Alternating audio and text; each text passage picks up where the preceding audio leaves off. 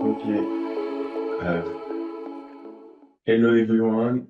My name is Max Regis Obushi. I'm a PhD student. I'm in AMU also.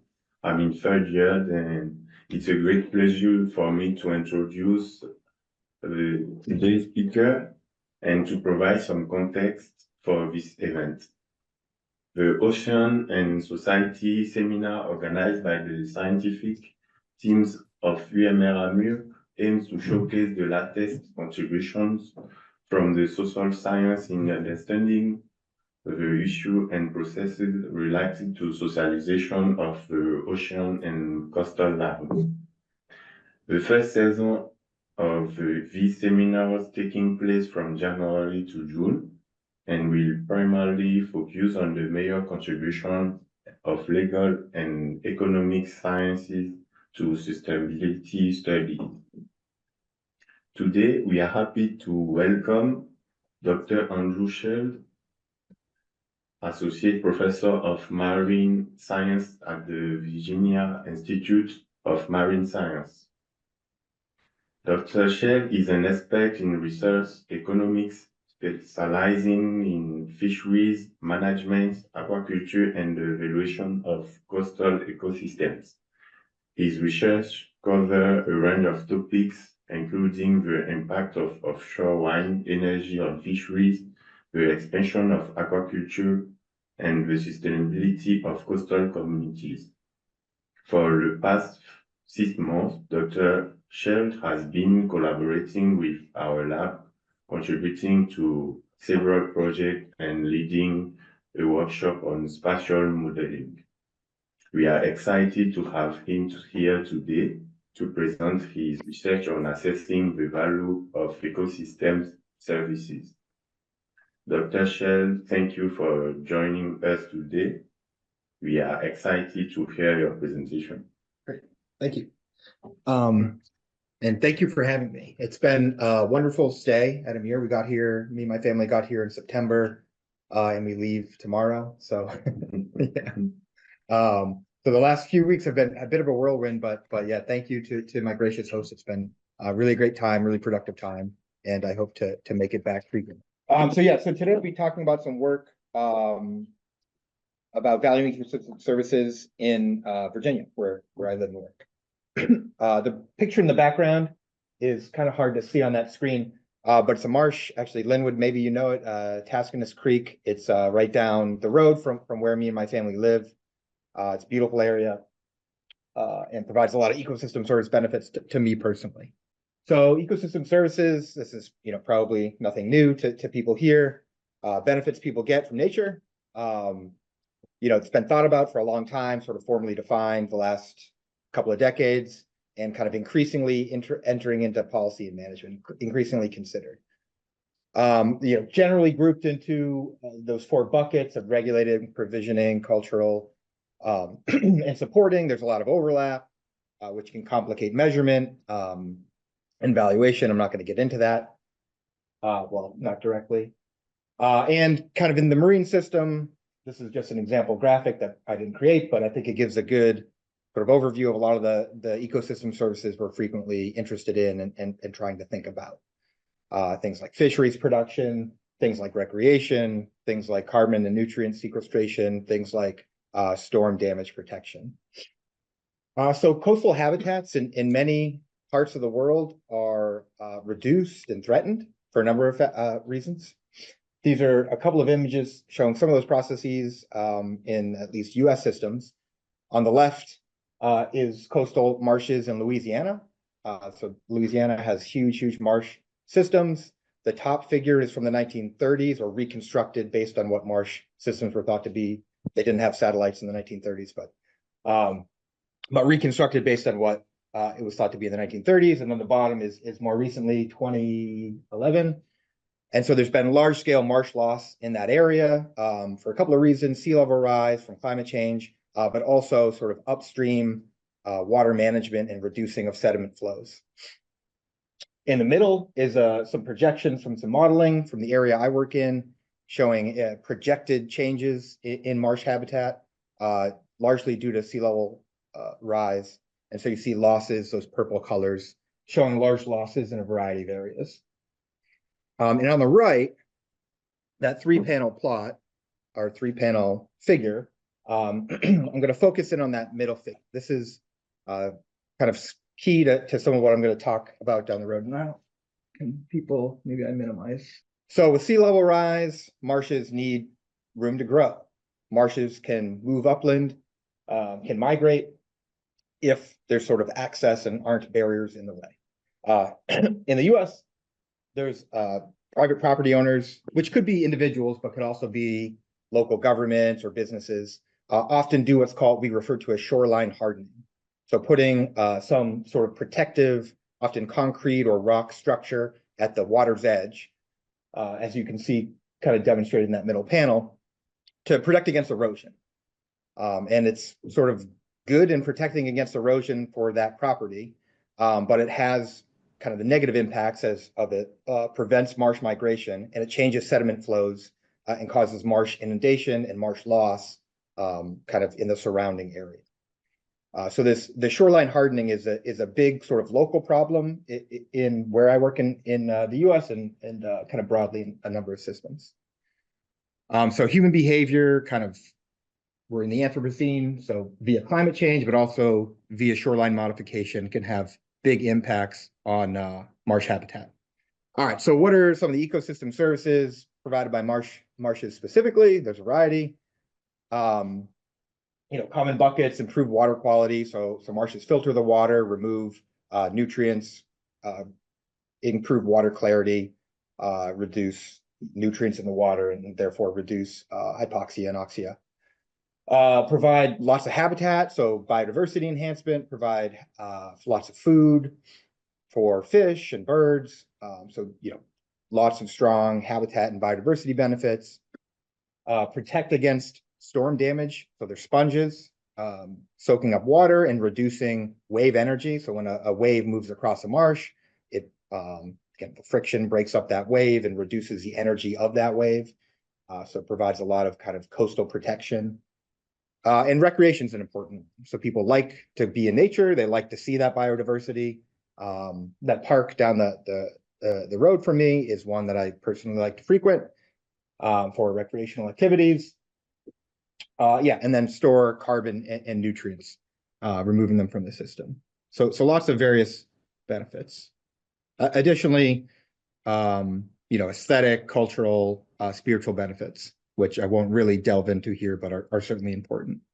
All right, so I'm going to spend a minute kind of talking about just like general, and maybe this is not the right audience for this, but don't know people's level of background in economics, but this is a pretty standard like Econ 101 figure, supply and demand, right? So we have a downward sloping demand. Demand shows sort of the marginal value of some good or service. So the more expensive something is, the less people are willing to buy of it. The cheaper it is, the more people are willing to buy of it. So it's kind of reflective of this maybe satiation or diminishing returns in consumption. Supply is, reflective of marginal costs. The more, also generally diminishing returns of production. And so in kind of traditional private goods, non-ecosystem services, free markets work fairly well. They provide a mechanism to balance, to allocate resources at all points kind of to the left. So we have quantity on the X and price on the Y. At all points to the left of where those two curves intersect, the value of this good or service demanded by society is greater than the cost of producing it, right? So there's a market incentive to mobilize those kind of natural resources and labor to produce whatever this good is, right? Again, the value is in excess of the cost. To the right, the cost of producing whatever this good or service is are in excess of the societal value, and so it's not worth it. And so with traditional private goods, your computer, your chair, economic incentives are often decently aligned to provide a kind of socially welfare maximizing outcome where supply meets demand and social welfare maximizes that point of intersection. For ecosystem goods and services, they're supplied by the environment, right? The environment is sort of collectively managed by all of us. And so there isn't the same sort of market incentives to provide sort of individual supply. Additionally, at the same time, we often don't know what demand is. We often don't know what value is for ecosystem goods and services. So that supply curve is sort of dictated by our collective management of the environment and providing those ecosystem services. And demand, we all have demand for ecosystem services in various ways, shapes, and forms, is often unknown. So there's a lot of kind of information asymmetry in this market. We generally get overuse and underprovision of, your typical tragedy of the commons and underprovision of public goods in ecosystem service context. All right, so what is ecosystem service valuation? This is, the goals is to get at that demand, at the value of these ecosystem services, to provide more information in a information poor environment.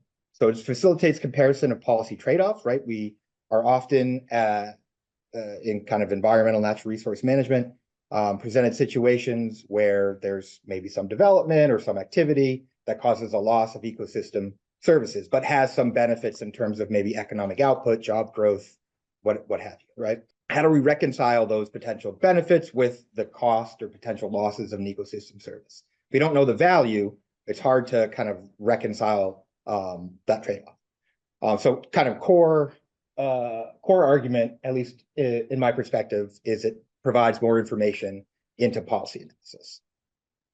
Additionally, it increases public awareness.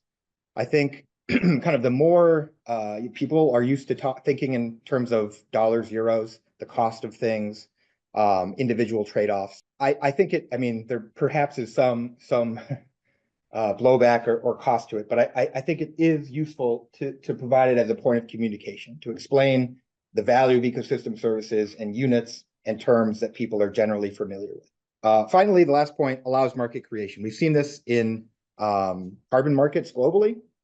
There's a lot of limitations to market creation.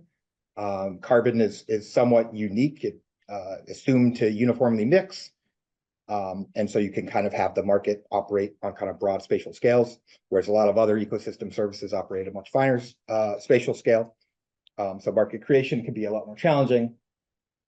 But in any case, providing more information about the value people have for this ecosystem service, and equally the cost of providing it, the cost in terms of environmental management or opportunity costs, foregone development, is critical. Oh, and sorry me if I think I talk too fast for US students. So if I'm talking too fast for you all, just please tell me to slow down. I tend to do that. So just quickly, a little more on background evaluation approaches, and then I'll get into the specific case study. So there's a variety of ways to try to value ecosystem services. Here broken into kind of consumption-oriented approaches, production-oriented approaches. So on the consumption side, we have revealed preference techniques. So people often, you don't go to the store and buy ecosystem services typically, right? But you do engage in a lot of individual behavior that might reflect your value for ecosystem services, right? So the number of times you go to the beach and how far you go to get to that beach and how much you spend on gas and parking and whatever to get to that beach tells us something about your value for that beach. Where you choose to live might tell us something about your value for the environmental amenities. Where we chose to live, again, referencing that park in the beginning, was in part due to the environmental amenity. Right, so you can recover essentially people's environmental preferences, ecosystem service values by kind of modeling and understanding their behavior with respect to those environmental services. Stated preferences is exactly what it sounds like. You're asking people about their preferences for ecosystem services. You can do this in various ways. In the case study, I'll go through a couple of examples of how we did this, so I won't elaborate more here. Kind of on the production side, so ecosystem services can also, provide benefits to producers. They can affect essentially the supply, the marginal cost of production in various industries. Avoided cost is an often used approach. In the kind of marsh context, there's been a number of studies looking at the damage reduction benefits of marshes, and the kind of logic there, the argument there, and the data that's been used to analyze that looks at storm tracks from hurricanes or tropical storms, and essentially associates flooding insurance claims, flooding damages with how much marsh there was within some radii of the property. And it's generally been found that if there's more marsh near your property, you have less flooding damages, ceteris paribus, controlling for everything else. And again, that's because marshes are absorbing floodwater and reducing wave energy.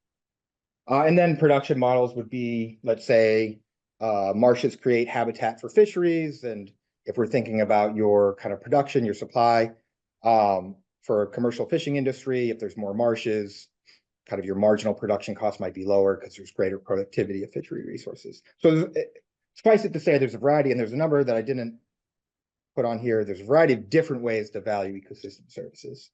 Okay, so on to the case study.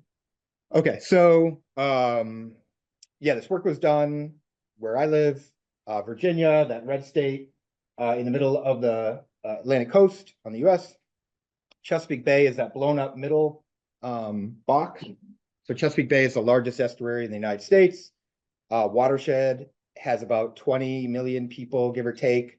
Important for trade. There's 3 or so major ports, 2 or 3 major ports. Largest naval base in the world. Washington, D.C. is up one of the rivers. A lot of historical significance.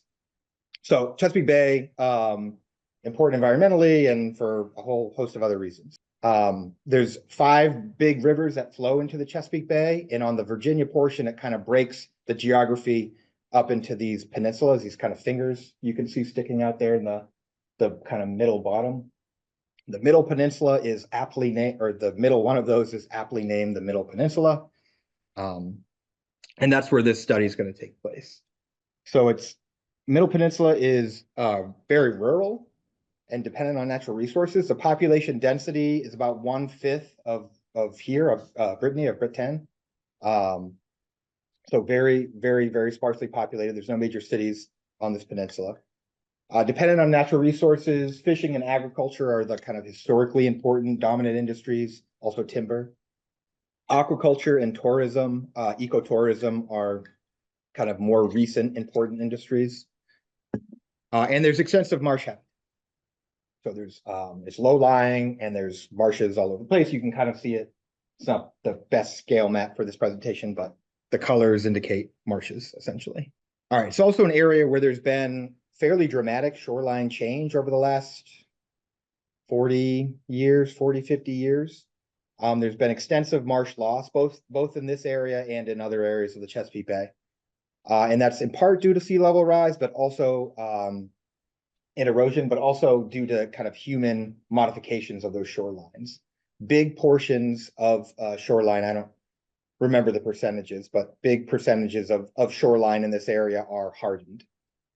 So basically the areas where more people live, the shorelines tend to be more frequently hardened, meaning there's that concrete or rock structure at the water's edge, which reduces marsh migration and essentially affects floods marshes and impacts sediment flows. So kind of large scale marsh loss due to that. Living shorelines have been a more recently suggested kind of green infrastructure alternative to that shoreline hardening. And the general idea is, you can kind of see depicted in that picture down there, is to put some natural hard structure close to the water's edge, either rocks or oyster reef is also often used. Fill in some of that area with sand or kind of dirt, and then plant marsh grasses. So it's essentially marsh restoration. It's essentially building a new marsh on the kind of water edge of existing land or marsh. So unsurprisingly, that doesn't do a ton to protect against sea level rise, right? But it does reduce erosion, and it does facilitate marsh migration, and it provides all of the other ecosystem services that a marsh would provide. Although not instantaneously, it takes some years for grasses to grow and kind of habitats to function as similar to natural marshes. All right, so this area, the Middle Peninsula of Virginia, was selected by NOAA. NOAA's kind of like the French Ifremer in a sense. I mean, there's many differences, but you can think of it that way. this area was selected as a habitat focus area in the US. So NOAA will select every few years different geographic regions, coastal regions to focus restoration resources on, areas of like significant environmental value or cultural value, or both. And so they chose this area in 2020 or 2021. And they funded this study to look at ecosystem service benefits. So kind of two main objectives of the research: value ecosystem services in the area. We did this a couple of ways. We did kind of your standard literature review, benefit transfer with some adjustments. So 119 studies that had or were fully reviewed. I think we read abstracts of like, I don't know, 800 of many, many more, but many were not sort of applicable to our situation. And then from that, 44 kind of comparable value estimates were pulled on different ecosystem services, and then some adjustments were made that I'll go into. And then we did two surveys: a survey of recreational anglers to get at their use and value of shoreline habitats and marshes in particular, and then a survey of coastal stakeholders. And I'll go into those more in a minute. And kind of on a more practical side, part of the point of the research was to develop this decision support tool for marsh restoration, living shoreline construction to provide, and I'll again go into this more in a second, to provide shoreline managers and the public insight into ecosystem services provided by marshes in the area. All right, so the benefit transfer, the basic idea is to pull values from other primary studies from the literature, and then use them in your local context with some, benefit transfer function or adaptation to your local context. So that table there is just showing kind of the raw averages from the literature. And then we did a couple of adjustments for different things. So for storm damage reduction, the plot on the top right is showing basically the response between the width of the marsh and the wave energy reduction. Not surprisingly, wider marshes reduce the wave energy more substantially. And so each one of those points is a different study from the literature that had information on that response. And so we essentially used the spatial configuration of marshes in our area with that response curve to adapt those benefits. And we did some other instances of like weighting based on population density. And then the bottom figure is just a box plot of, so with fish habitat, the more edge you have of a marsh, generally the more valuable it is. And there's been a number of studies in the ecological literature that have shown kind of this optimal ratio, I suppose, or ratio of edge to interior marsh and what that might mean for fisheries habitat provision. And so we use that ecological literature to again map onto kind of based on the spatial configuration of our marshes, ecosystem service value.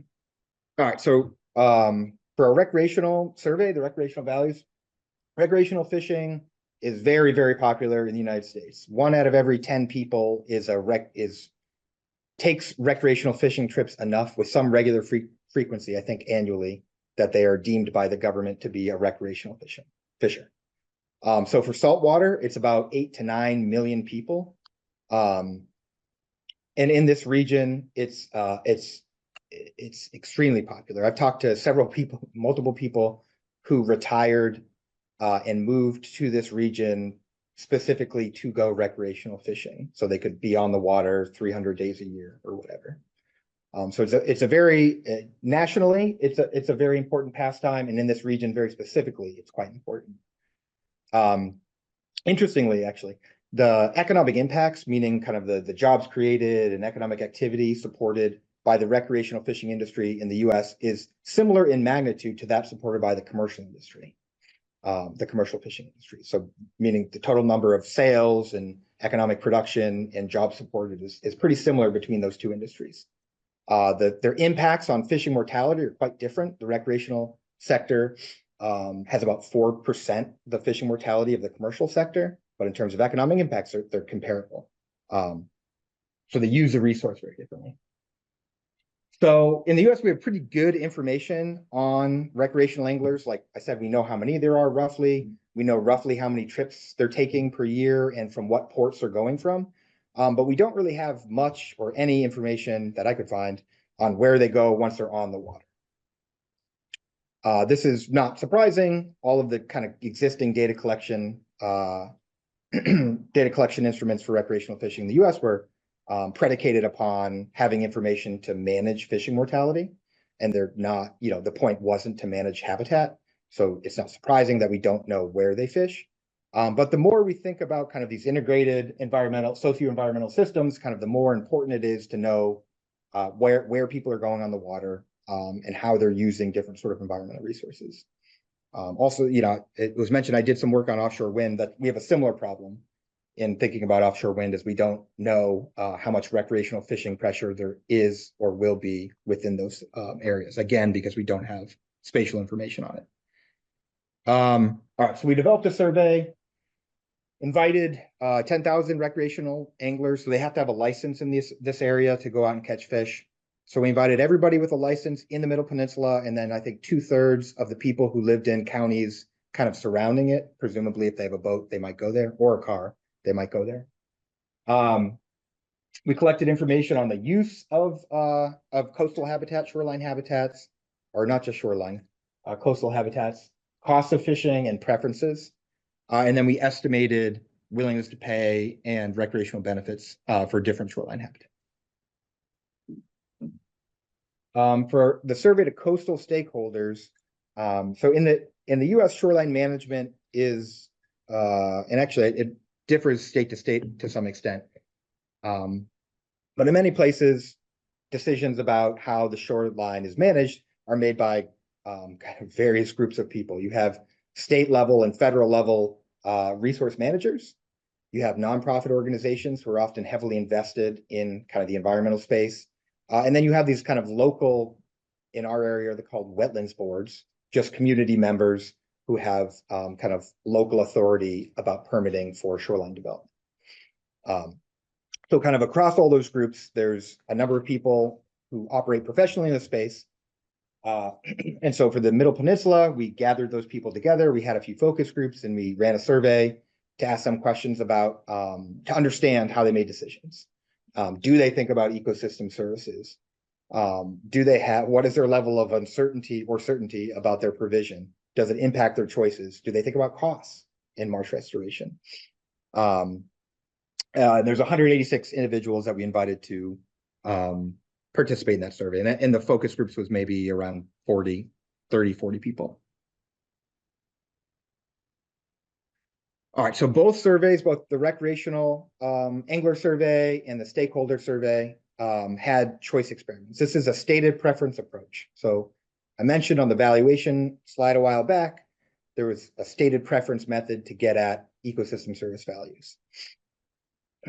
So stated preferences, asking people about their preferences for environmental services or whatever.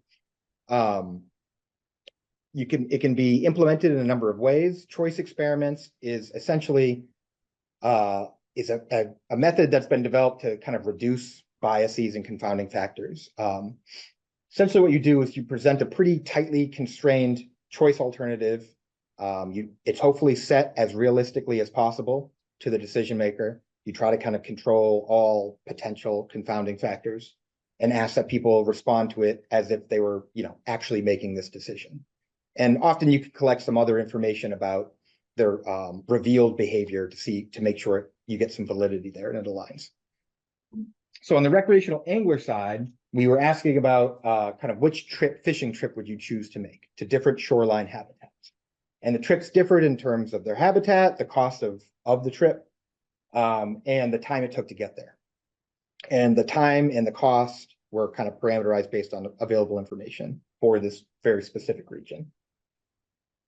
So that one's pretty simple. You're asking people to make a choice about their preferred fishing trip, and there's only a couple of different attributes. One critical thing in choice experiments is that there often isn't like an obvious best option. You're forcing individuals to make kind of complex trade-offs. They're not just trading off one thing versus another, right? In this instance, it's only a few things, but they're trading off habitat, cost, and time. So a couple of different dimensions. the choice experiment we presented, and we were really hesitant about the one on the bottom. I don't know if people can read the units and stuff in the room, but it's fairly complicated. We were asking these stakeholders who were involved, again, professionally, highly knowledgeable on this topic, involved professionally in shoreline management. We were asking them to trade off like these very complex ecosystem services. We did a bunch of beta testing, and yeah, I feel confident now that people understood what they were responding to. We asked a bunch of follow-up questions about that, but initially I was like, "There's no way people are going to know how to make decisions about this." So we're asking them in the stakeholder survey to trade off carbon and nutrient storage, fish habitat, recreational opportunities, flood damage reduction, and cost of the project. One thing that I'm quite proud of in this particular survey was we had really high content validity. So when you're designing these surveys, you often want them to be like as realistic as possible, really reflect what the actual trade-offs might be in this decision scenario. And we had the benefit of having a bunch of field ecological data and modeling to inform the numbers, those kind of difficult to interpret numbers, or from the economist's outside perspective, difficult to interpret numbers in that box. So we had field ecological data to tell us how much these restored marshes sequestered carbon and nutrients, what recreational fishing, based on that rec survey, pressure was at these different habitats. We used a pretty complicated hydrodynamic model to model wave energy reduction if you had marshes in various areas of this peninsula with various storm conditions. So the trade-offs here are very reflective of what a marsh could provide in terms of ecosystem services in this region. Costs also were parameterized based on some available data on restoration costs. All right, so you ask people to make decisions. What do they prefer? Do they want a marsh that has these ecosystem services, or those, costs this or that? And then once you have those responses, you can use some statistical modeling and back out what those preferences were. How are people trading off carbon sequestration versus the cost, or recreational benefits versus storm damage reduction? You ask a large set of people a bunch of these questions, and you have, maybe several hundred responses. And you can model that to see kind of what are the average responses to these questions. What are average trade-offs? And that's the math. That's the only equation in the talk, I think. It's a standard mixed logic model, so it allows for kind of heterogeneous preferences. I might really prefer carbon sequestration. You might really prefer fish habitat provision. It's a modeling approach that would allow that to be exhibited in the preferences. All right, so what did we find from these surveys? So in recreational fishing, we had 1,500 responses, which is pretty on par for these types of surveys. 10 to 20% is pretty standard. They were representative of what we understand the recreational fishing population to be, which is not representative of the general population. In the US, recreational anglers tend to be older, male, whiter, wealthier. Not surprising, with a lot of sort of conservation-oriented activities. That's frequent. But it was representative of the population we were looking to model. The habitats most frequently visited were open water and artificial reef structures, marshes, living shorelines, and seagrass beds. Marshes were both low cost and easily accessible. So there's a lot of marshes, as I noted, in this area. People generally noted spending, they were like the cheapest option to get to and took the shortest amount of time to get to from the different habitats people fished at. And the highest value of the different shoreline habitats. So based on those discrete choice experiments and our modeling of preferences, we estimated willingness to pay for different fishing trips, which we could then extrapolate to the total benefits provided by that amenity, by that environmental amenity. So marshes, living shorelines, about double the willingness to pay of hardened shorelines, and about 4 times that of beaches. And if we deduct out the cost of getting there, we get net benefits of about $5 million, about 5 times greater than trips to hardened shorelines. And interestingly, trips to beaches were not statistically different from zero, meaning the cost of taking a fishing trip to a beach equaled the average benefits of that. The thought there for us, at least, being that, trips to beaches are sort of multi-purpose. You're not just going to a beach to fish, you're going to lie in the sand and read a book or take your family or whatever. So if we're to put these numbers into kind of per hectare, as is often noted in the existing literature for comparability, per hectare benefits is about $1,000, which if you look at the kind of existing literature that we have, it's like the top quintile of ecosystem service values. So generally suggests to us that recreational services are really a key service of marshes in this area, are providing a lot of value. And it also, interestingly, accessibility really matters. So in those discrete choice experiments, we asked people, we had different times it takes you. If it takes you 15 minutes to get to your fishing spot or an hour. If the average time to access marshes increased by 30 minutes, then benefits would be cut by more than 50%.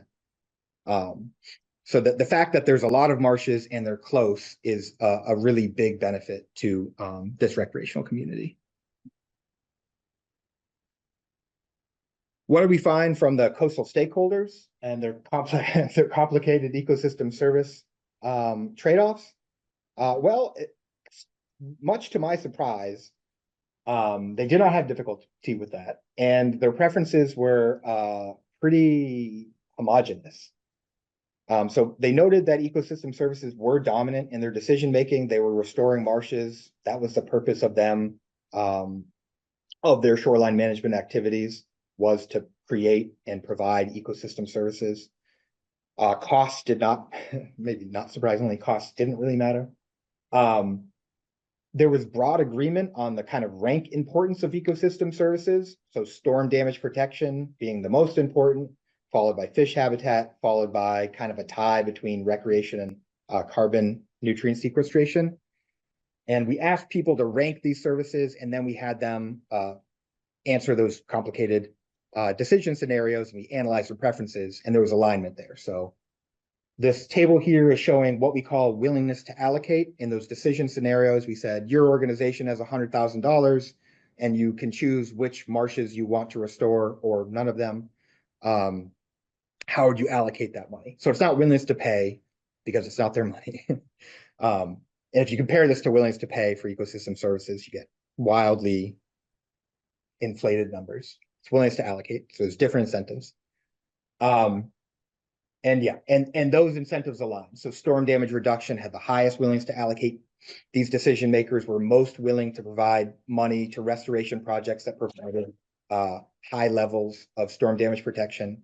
They didn't really care about recreation, which is somewhat interesting. It's somewhat of a disconnect because recreation, the values we found are much higher than literature average values.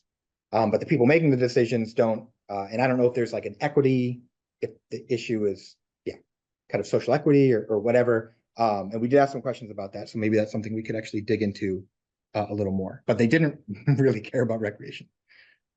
Oh, one other thing, interestingly, so I mentioned that we use this mixed logent model that would allow our preferences to differ.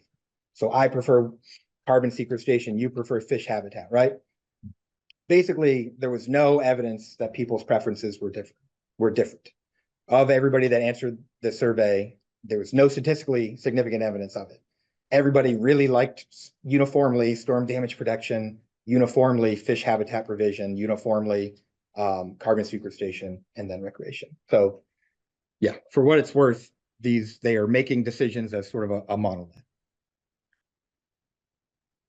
When we pull some of this information together from our benefit transfer with those minor adjustments and our recreational value, and we kind of add things up, we get rough numbers around $80–90 million in annual benefits provided by marshes to this region, which is about 3%, 2 to 3% of the GDP, so gross domestic product of the region, how much total economic productivity there is in the region.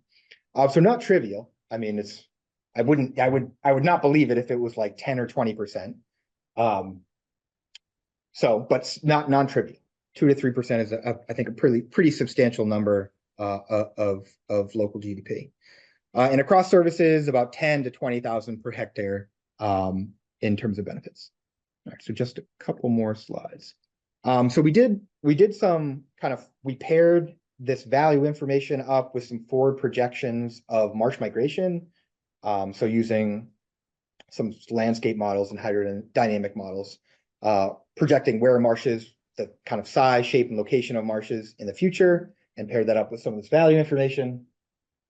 Basically, what we find is marshes in the area are expected to increase with sea level rise and marsh migration. And that's primarily because in this region in particular, it's very rural. There's not a ton of barriers to marsh migration, except kind of on the more populated kind of southwestern corner of that peninsula, where there is a lot more development, a lot more houses, and a lot more of that hardening. So marsh is expected to increase. Will value increase sort of linearly? No, probably not. Do we have any sort of better estimates of the dynamics of how value will change? No. So take that for what it's worth.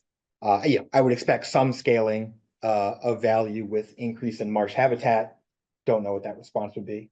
Another kind of interesting finding is that if we discount the future benefits, so we say, okay, what will be the ecosystem service benefits of marsh habitat in this area in 2030 and 2040 and 2050 in current value terms?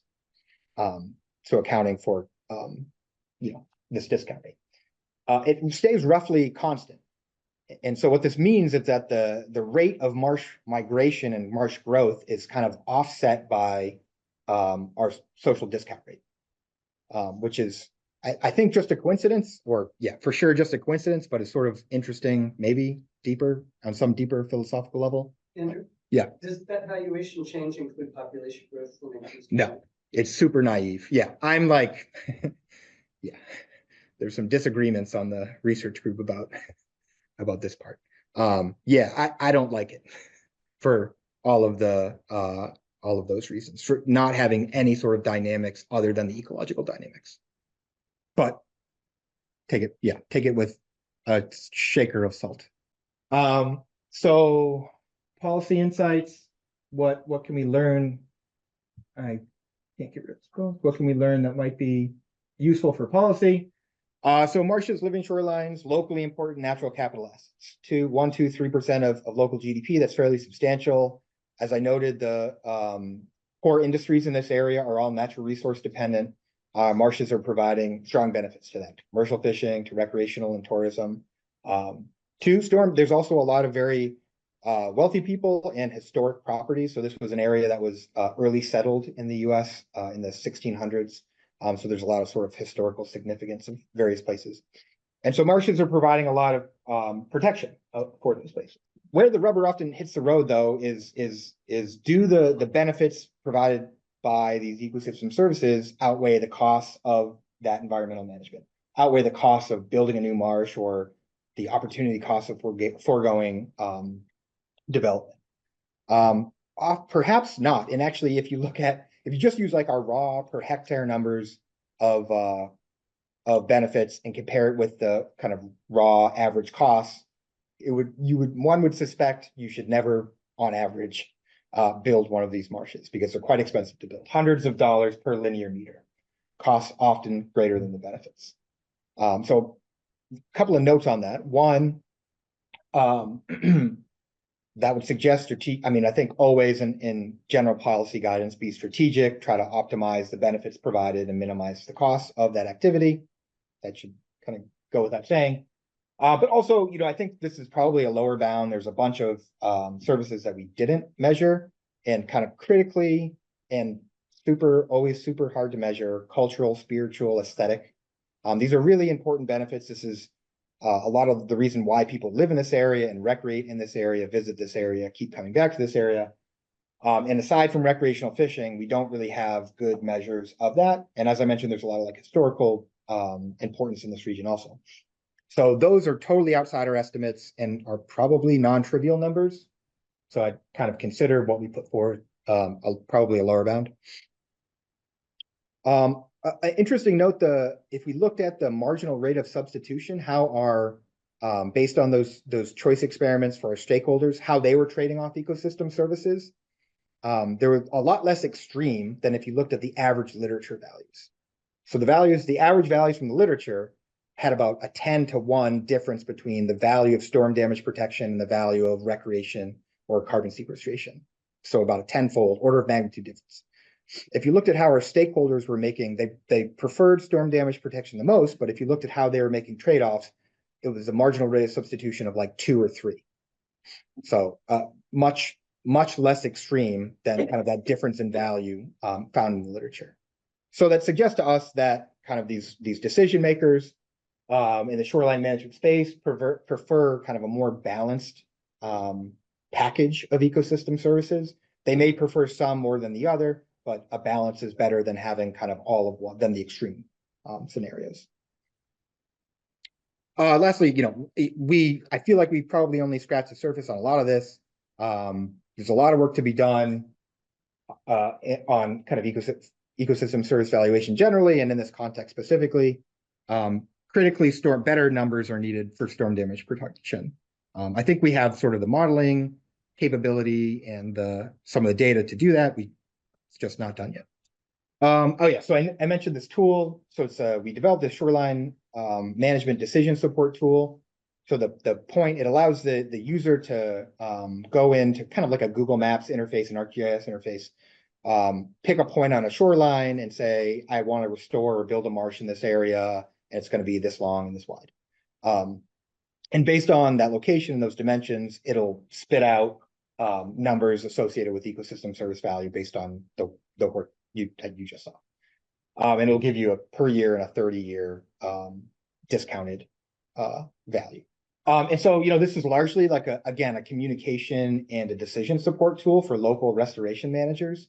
One thing we heard in the early focus groups was that a lot of, at least previously, a lot of this work was funded through federal grants. A lot of restoration work was funded through federal grants. And in federal grant applications, why should I fund marsh restoration in your community versus that community? They often ask about ecosystem services and kind of who benefits from this and what's the value of this. So a lot of the stakeholders asked for a tool that could make that process easy, right? Because they're just kind of pulling numbers out of thin air to put something in their grant applications. And this was a tool they said would greatly help that. Aside from that, it's been an interesting point of communication with both the stakeholders and kind of the public in terms of thinking about what ecosystem service values are and how to talk about them and what they aren't. And we've had many interesting sidewinding conversations with the public and stakeholders about that, and public wanting to, we've had many requests to like, how do I take this value and capitalize it into the sale price of my property? We're like, well, it's a public benefit. That's not what's meant here. It already is capitalized into it. Well, some of the private benefits would be, but not the public benefits. Yeah. Yeah. So having that conversation has been, interestingly, actually, tax authorities, people who run the local tax, we have property-based taxes. So the more expensive your house, the more tax you pay. Some of those people have come to us and asked us how they can increase. And the public goods are incorporated into the value of the house, and there have been studies that have shown distance to salt marshes.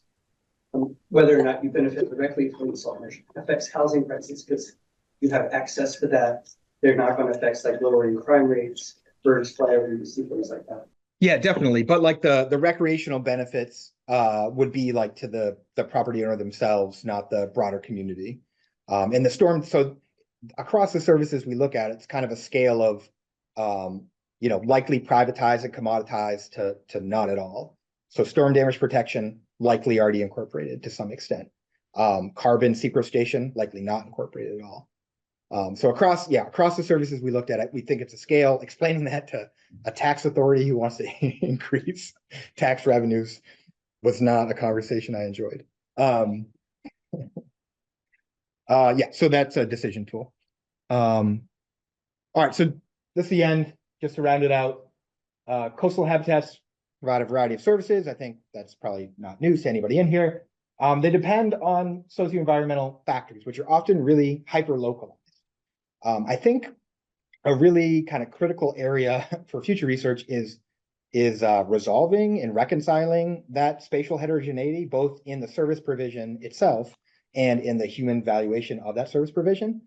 And I think probably that's, by my estimation, a huge barrier to market creation for ecosystem services. Because there's so much spatial heterogeneity, people don't sort of know what the cost of providing it is or what the value of it is in various places. It's not a tradable commodity.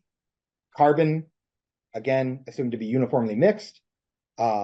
Benefits assumed to be uniformly distributed to everybody by, reducing carbon emissions. That lack of spatial heterogeneity is in large part, I would estimate, why carbon markets exist to the kind of scale that they do.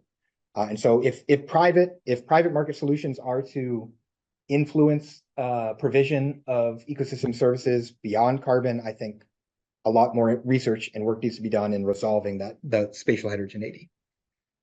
Ecosystem services allow quantification, analysis of trade-offs critical to support blue growth. So I think, we don't want to go into this blue growth, whatever. I don't know, is that the current decade we're in or whatever, but we don't want to go in blindly, right? There's opportunity cost to development. We want to think about what we might be giving up, or what we should prioritize. Natural capital accounting, there's France, in many countries, the US till 2 weeks ago, was making advances on natural capital accounting. 90 countries, by the last time I looked, had some efforts moving forward at natural capital accounting. So valuation, both the service flows, both the services and the value flows. But tons of work, as I'm sure is obvious, to be done in that space. So that's all. There's a bunch of other people who worked on this. Funding, many thanks to the stakeholders who participated. If anybody's interested, there's a QR thing for the a project website that you could find that decision tool via that. So with that, I'll take questions. So thank you, Dr. Scheld, for this very interesting presentation. And if you have any questions,